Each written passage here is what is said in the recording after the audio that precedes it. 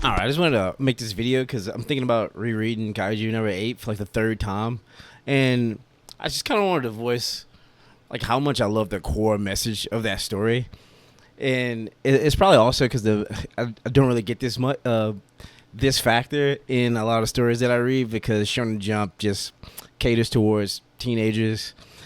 Even though like a lot of older adults read stories, I like the fact that Kafka's 32, which coincidentally is how old I am, and the even if you don't remember like every single detail in a story, doesn't really matter.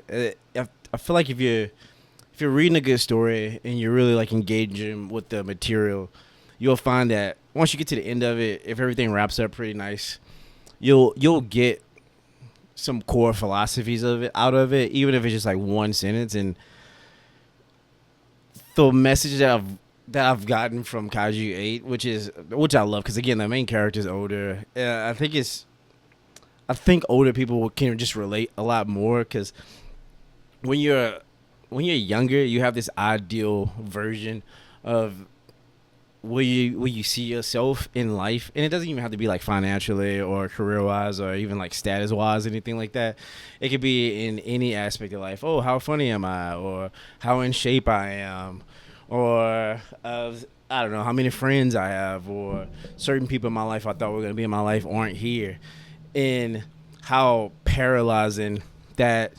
I think they said the best shame of that can just stop you from having a bright future anyways, that might even work out a lot better than the vision that you have for yourself when you're a kid. You can still be cool. It doesn't matter. Like if you want to go back to school to be a fucking doctor, or just want to go back to school in general to get that degree that you had to drop out because you had a kid or some shit like that, it doesn't matter, because just because you're not living that ideal version of your life that you saw for yourself when you were a kid doesn't mean that you get put in this astral plane in the world and you've really just been stuck at ground zero the entire time. You like the amount of time that you live on this planet, you got to be picking up skills. You're going to be learning more about yourself. And that's the main thing that they highlight when Kafka goes to the academy. He wanted to be a kaiju fucking hunter. He wanted to do that. That's his career, but he couldn't pass the test, so he decided just to work at the cleanup crew. And he wanted to be of help somehow. And you just kind of, I love how at the end he doesn't end up being like the number one strongest guy. He ends up just being like a regular guy. And like sometimes like I shine a little bit. So basically I had to sum it up. Don't let where you are stop you where you can possibly be, because it might be even better than what you imagine. Like look at Gin. Gin. I'm gonna say Jin, but yeah, look at him. Like he totally like went black pilled nihilist about even finding a family in the first place, because he was like, this is bullshit. I'm the one putting in the work. I'm the one getting the gold medals, the stars. I'm getting first place. I don't see why people don't see the value in me. And ironically, he ends up finding like a father figure in a family that appreciated him for not only the results, for the efforts too. Hishina, he best swordsman around, but unfortunately, like, to be efficient in the kaiju world, you have to be able to hold like these big weapons. But it didn't really matter. He ended up finding a place where he excelled in, even though it wasn't the overall thing. Even though he wasn't like the Superman that could protect everyone at all times, there were certain missions and certain things that he did that no one else could do. Kafka, same thing. He wasted like a lot of time. I wouldn't even say wasted, but he had in his mind the route that he wanted to go. He was so far away from it, but in actuality, he was right on track. He was right exactly where he needed to be.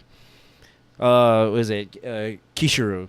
I might be slaughtering all these names, but the blonde girl, the pink hair in the axe. Same thing. She wanted her mom to be around, her dad to be proud of her, and like it doesn't matter because she wanted to be there fighting alongside loved ones, and that's exactly what she got in the end. It was even better than what she imagined. Then it's also like you gotta like the main thing you want to avoid when you're in that toxic mindset of it's pointless because I'm not exactly who I wanted to be. I'm ashamed of myself. I'm embarrassed. All my friends probably look down on me, or like some crazy shit that some whatever delusional voice pops up in your head when you're in that mindset. It actually will blindside you to people that actually care about you. Because if you think about all those people, they have people that were like super close to them, that like Hishina, his brother always thought he was a threat. He's always thought he was a threat. He was just an asshole. He was like, bro, I had to demotivate him, bro. He was something serious. He was dangerous. He was like that. He was talented. Kikuro's dad always loved her, but because the mom wasn't in the picture, he had to be the one that was hard on her because you find out that the mom was actually the strict one. And because they were so like wrapped up in this spiral of feeling bad for themselves, they couldn't connect and realize that about people that already care for them and they already care for, because they were so just caught up and self-centered about just falling short when they were exactly what it needed to be. Yeah, you were the best basketball player at your elementary school, but, you went to high school and the guy on your team was named LeBron James. It's like, yeah, maybe you didn't make the NBA, but you could be a hell of a coach. You can, I don't know, get into fitness, personal training, become like the best coach on the planet. Like, yeah, you're not LeBron, but you're a person that breeds LeBron level talents. Because you care about basketball just that much. Like, you didn't want the status. You just loved basketball. You got to really... And that's what Tom is so valuable, is because you take the time to learn more about yourself, and you can tackle the thing that you want when you're a kid. Because when you're a kid, you don't really know yourself.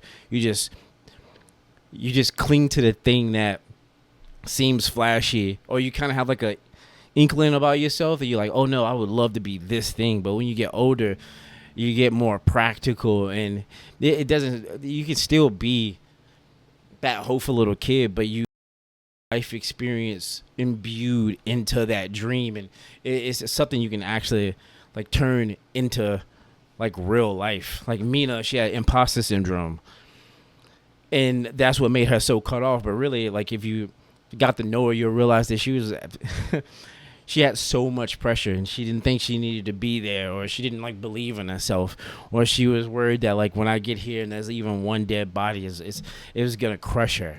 And she needed, ironically, because she wanted to be or play this part of the strongest, that she closed herself off from other people that could have helped her, like Kafka did when she was a kid, to emotionally support her.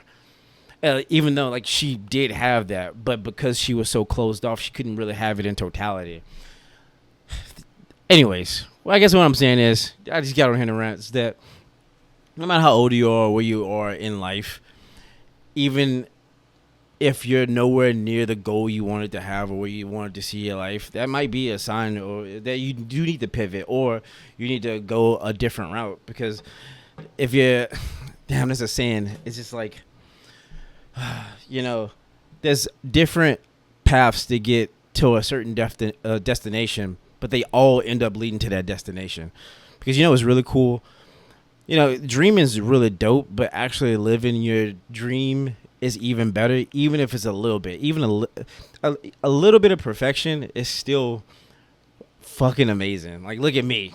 I wanted to make a YouTube page like over 10 years ago. And now I'm trying to be a little bit more consistent, trying to post a little bit more. It took me like over 10 years, but I think it worked out a lot better, because when I was like 20, 18, 19, 17, like my communication skills were not on point. Like I could have never, like, yeah, I don't even really think my YouTube videos are that hot fire, but if I would have told my 20-year-old self to do it, I couldn't perform nearly as well as I am now, which even like isn't that good. But that's because I had time to, experience life, learn more about myself and be more confident in my own skin.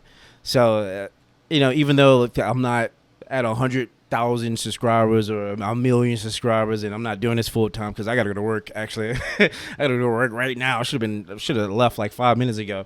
I'm super proud of my little 56 Andy subscriber YouTube page and a couple of comments that I get. That shit's so cool to me, and I'm glad I did. I wish I would have did it sooner, but you know what? I'm here now, and I don't have a fucking time machine. So, anyways, I guess the main point of this video is Kaiju number 8 is cool, and chase your dreams. That's it.